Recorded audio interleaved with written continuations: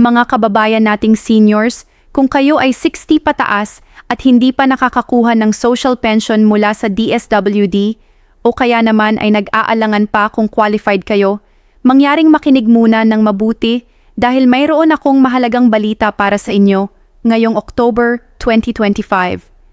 Maraming seniors ang hindi alam na may pera silang naghihintay at sa totoo lang, baka kayo ay isa sa kanila. Ang social pension na ito ay tulong mula sa gobyerno na nag-aabot ng 1,000 bawat buwan at hindi na ito ibinibigay every 6 months tulad ng dati. Ngayon, maaari na itong makatanggap monthly, bi-monthly o quarterly depende sa inyong lugar. Ang ibig sabihin, mas madalas na kayong makakakuha ng pera para sa gamot, pagkain at pang-araw-araw na gastusin. Hindi ito simpleng allowance lang, ito ay lifeline para sa ating mga lolos at lolas na walang regular na income o walang nag-aalaga sa kanila financially. Ang pinakamasakit dito, maraming eligible seniors ang hindi nakakapag-apply dahil hindi nila alam ang proseso o kaya naman ay nahihiya silang magtanong. Kaya ngayong video na ito, tutulungan ko kayong maunawaan kung paano at saan kayo mag-a-apply, ano ang mga requirements, at kung paano nyo maiiwasan ang mga pagkakamali na pwedeng mag-delay ng inyong payout. Uulitin ko ha, 1,000 na ito, bawat buwan ay hindi biro, lalo na sa panahon ngayon na ang presyo ng bilihin ay tumataas ng tumataas. Kaya magtiwala kayo sa akin at panoorin nyo ang video na ito hanggang dulo dahil mayroon din akong sasabihin tungkol sa mga bagong update sa SSS Pension Reform na nagsimula na ngayong 2025 at kung paano nyo pwedeng i-maximize ang benefits na makukuha ninyo. Ngayon, mag-usap tayo tungkol sa Social Pension for Indigent Senior Citizens na pinamumunuan ng Department of Social Welfare and Development o DSWD. Ang programa na ito ay orihinal na 500 lang kada buwan noong nakaraang mga taon. Pero dahil sa Republic Act 1116 na naging batas noong 2022, tumaas na ito sa 1,000 kada buwan simula January 2024. Ang ganda pa dito, ang payout schedule ay nag-improve na rin. Dati kasi, tatanggapin nyo lang to every 6 months, ibig sabihin 6,000 in one go. Pero ang problema doon, ang tagal ng pag-antay at minsan nauubos agad ang pera sa isang bugso lang. Kaya ngayon, pinahintulutan na ng DSWD Secretary na si Rex Gatchalian na pwede na kayong makatanggap monthly, bi-monthly o quarterly, depende sa kakayahan ng inyong local government unit or LGU. Halimbawa, kung monthly ang payout sa inyong barangay, makakakuha kayo ng 1,000 every month. Kung quarterly naman, 3,000 every 3 months. Ang maganda pa rito, kung kayo ay bedridden o mahirap kumilos dahil sa edad o sakit, may house-to-house delivery pa ang DSWD para hindi na kayo mahirapan lumabas ng bahay. Ito ay tunay na pagmamalasakit mula sa gobyerno, kaya importante na malaman nyo kung paano mag-apply at sino ang qualified. Ngayon, sino ba talaga ang pwedeng mag-apply sa social pension na ito? Una sa lahat, dapat kayo ay 60 years old o higit pa na. Pangalawa, dapat kayo ay indigent o mahirap, ibig sabihin, walang regular na source of income, walang pension mula sa SSS, GSIS, o ibang ahensya ng gobyerno at walang regular na tulong mula sa kamag-anak na sumusuporta sa inyo financially. Pangatlo, dapat kayo ay frail, sickly, or may disability na nakakaapekto sa inyong kakayahang kumita o magtrabaho. Ang mga requirements para sa application ay simple lang naman. Kailangan nyo ng OSCA ID or Office of the Senior Citizens Affairs ID. Ito yung Senior Citizen ID na nakukuha nyo sa inyong barangay or munisipyo. Kailangan din ng social pension application form na makukuha nyo rin sa OSCA office. At higit sa lahat, kailangan ng Certificate of Indigency mula sa inyong barangay captain para mapatunayan na kayo ay qualified na mahirap. Pagkatapos nyo kumpletuhin ang mga requirements na ito, i-endorse nyo ito sa OSCA, tapos ang OSCA ang mag-i-endorse sa LGU, at ang LGU naman ang mag-i-endorse sa DSWD Regional Office. Maaring tumagal ng ilang buwan ang validation process dahil pupuntahan pa kayo ng staff ng DSWD sa bahay para i-verify kung totoo nga na kayo ay indigent at qualified sa programa. Kaya importante na huwag kayong magsinungaling sa application dahil may validation process talaga. Ngayong pag-usapan naman natin ang SSS Pension Reform na nagsimula ngayong September 2025. Ito ay para sa mga seniors na nagretiro na at may existing SSS retirement, disability, or survivor pension. Hindi ito social pension ha, ibang programa ito pero pareho ring tumutulong sa ating mga seniors. Ang SSS Pension Reform ay nagbibigay ng 10% increase every year sa retirement at disability pension at 5% increase every year sa survivor pension for a total of 3 years. Ibig sabihin, by the end of 2027, ang total increase nyo ay aabot ng 33% para sa retirement at disability at 15% para sa survivor pension. Halimbawa, kung ang pension nyo ay 5,000 kada buwan ngayong 2025, makakakuha kayo ng 5,500 dahil sa 10% increase. Tapos next year 2026, magiging 6,050 at sa 2027 aabot ng 6,655. Makikita nyo na malaki rin ang dagdag na ito, lalo na sa long run.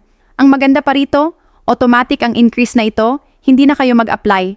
Kung kayo ay regular SSS pensioner na, makukuha nyo na ang increased amount sa regular payout schedule nyo.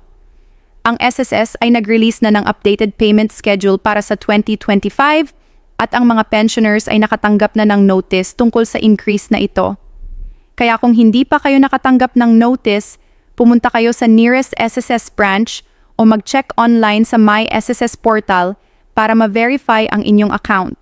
Ngayong pag-usapan natin ang mga payout strategies para ma-maximize nyo ang inyong benefits.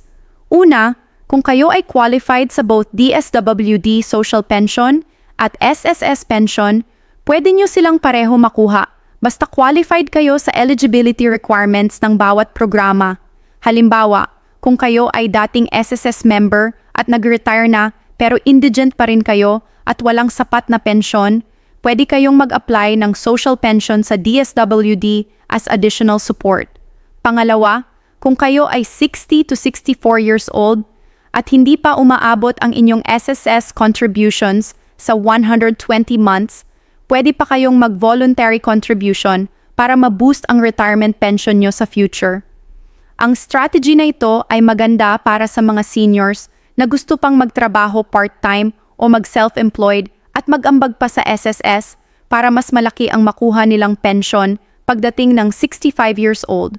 Pangatlo, kung kayo ay may mga utang pa sa SSS tulad ng salary loan o calamity loan, mas mainam na bayaran nyo muna ito bago mag-retire para hindi kaltas sa pension nyo. Ang SSS ay may automatic loan deduction sa pensyon, kaya kung may utang pa kayo, babawasan ang monthly pension nyo hanggang mabayaran ang loan. Pang-apat, kung kayo ay may option na mag-lump sum or monthly pension sa SSS, pag-isipan nyo mabuti. Ang monthly pension ay mas sustainable dahil habang buhay kayong makakatanggap ng fixed amount, pero ang lump sum ay one-time payment lang na maaaring maubos agad kung hindi nyo alam paano mag-budget. Importante rin na pag-usapan natin ang mga possible reductions o clawbacks sa benefits. Sa social pension ng DSWD, kung kayo ay napatunayan sa validation na may regular source of income pala kayo o may kamag-anak na sumusuporta sa inyo financially, pwede kayong madelist mula sa programa. Ito ay dahil ang social pension ay strictly para sa indigent seniors lang. May waitlist din ang DSWD ng mga seniors na nag-apply, kaya kung kayo ay nadelist dahil hindi na kayo qualified, bibigyan nila ng chance ang iba. Sa SSS naman, walang clawback sa pension, pero may mga instances na maaaring masuspend ang payout nyo. Halimbawa, kung bumalik kayo sa work at naging employed ulit kayo bago pa mag-65 years old, maaaring masuspend ang SSS pension nyo hanggang tuluyan kayong mag-retire sa edad na 65. Kaya kung kayo ay optional retiree na umalis sa work sa edad na 60 at nagdesisyon kayong bumalik sa work, bantayan nyo ito dahil pwedeng maapektuhan ang pensyon nyo. Isa pang importante ay ang tax implications. Ang SSS retirement pension ay tax exempt, ibig sabihin hindi kayo magbabayad ng tax dito. Ang DSWD social pension ay hindi rin taxable dahil ito ay social assistance program. Pero kung kayo ay may ibang source of income tulad ng rental income or business income, yun ang pwedeng matax depende sa inyong total annual income. Ngayong pag-usapan natin ang practical tips para sa SSS at DSWD office visits. Una, magpunta kayo ng maaga sa umaga, preferably 7:30 a.m. to 8 a.m. para makaiwas sa haba ng pila. Ang SSS at DSWD offices ay madalas na puno ng tao, lalo na sa payday weeks, kaya kung pwede, pumunta kayo midweek o mid-month para mas konti ang tao. Pangalawa, magdala kayo ng complete requirements para hindi kayo bumalik-balik. Gumawa ng checklist ng lahat ng documents na kailangan at i-photocopy nyo na ang lahat bago pumunta sa office. Pangatlo, kung kayo ay senior at mahirap kumilos, dalhin nyo ang inyong authorized representative na may special power of attorney or SPA para sila ang makipag-transact sa inyo. Ang SSS at DSWD ay tumatanggap ng representative basta may proper documentation. Pang-apat, kung kayo ay may tanong o concern, huwag mahiyang magtanong sa mga staff. Trabaho nila ang tumulong sa inyo at mas mabuti nang malinawan kayo agad kaysa magkamali sa application at madelay ang processing. Panglima, kung kayo ay magfa-file ng complaint o grievance dahil delayed ang payout o may problema sa application, may formal process ang DSWD at SSS. Sa DSWD, pwede kayong mag-file ng written appeal sa Municipal or City Social Welfare Officer within 30 days ng denial o delisting. Sa SSS naman, may Grievance and Appeals Resolution Division na tumatanggap ng complaints tungkol sa delayed payments or errors sa pension computation. Isa pang bagay na dapat nating pag-usapan ay ang mga hidden benefits na hindi alam ng karamihang seniors. Una, may senior citizens discount kayo sa lahat ng establishments tulad ng restaurants, grocery stores, pharmacies, at transportation. Ang discount na ito ay 20% para sa first 300 worth of purchases kada araw. Pangalawa, may VAT exemption kayo sa mga senior citizen discounts, ibig sabihin, double savings para sa inyo. Pangatlo, kung kayo ay 80, 85, 90, 95 o 100 years old, may cash gift kayo mula sa National Commission on Senior Citizens or NCSC. Ang 80, 85, 90 at 95 years old ay nakakatanggap ng 10,000 each at ang 100 years old ay nakakatanggap ng 100,000. Ito ay dahil sa Expanded Centenarians Act at ang payout nito ay direkta na sa NCSC, hindi na sa DSWD. Pang-apat, may PhilHealth benefits din kayo as senior citizen, kasama na ang outpatient, inpatient at emergency care. Kaya siguruhing updated ang inyong PhilHealth membership para maka-avail kayo ng free or subsidized medical services. Panglima, ang SSS ay nag-aalok din ng Medicare program para sa pensioners na naka-confine sa ospital. Ang program na ito ay nagbibigay ng additional financial assistance para sa medical expenses na hindi covered ng PhilHealth. Ngayong October 2025, ang social pension payout ay inaasahang matutuloy ayon sa schedule na itinakda ng inyong LGU. Ang ibang LGUs ay nagre-release ng payout sa simula ng buwan, ang iba naman ay mid-month o end of the month depende sa disbursement schedule nila. Kaya kung October 24, 2025 ang nabanggit sa title, maaaring ito ang specific payout date sa ilang LGUs, pero mangyaring mag-confirm kayo sa inyong barangay o OSCA office para sa exact date ng payout sa inyong lugar. Ang DSWD ay hindi nag-a-announce ng uniform payout date for all regions dahil iba-iba ang schedule depende sa coordination ng LGU at regional office. Kaya huwag kayong mabigla kung ang inyong kapitbahay ay nakatanggap na ng payout pero kayo ay hindi pa. Malamang ay iba ang schedule ng inyong barangay. Ang importante ay nasa listahan kayo ng beneficiaries at up-to-date ang inyong information sa OSCA at DSWD. Para sa mga bagong applicants, ang proseso ay maaaring tumagal ng 3 to 6 months mula sa application hanggang sa first payout dahil sa validation process. Kaya huwag kayong mawalan ng pag-asa kung hindi kayo nakatanggap agad. Ang DSWD ay may Social Pension Information System or SPIS, kung saan naka-encode ang lahat ng beneficiaries. At meron ding Beneficiary Management Information System or BMIS para sa monitoring. Kung gusto ninyong malaman ang status ng application ninyo, pwede kayong magpunta sa DSWD Regional Office o tumawag sa kanilang hotline para mag-inquire. Huwag kayong tatawag sa mga random numbers na nakikita nyo online dahil maraming scammer ngayon na nangongolekta ng personal information ng seniors para sa fraudulent activities. Tumawag lang kayo sa official DSWD hotline na 8931-8101-207 para sa National Capital Region o sa regional hotline numbers na makikita nyo sa official DSWD website.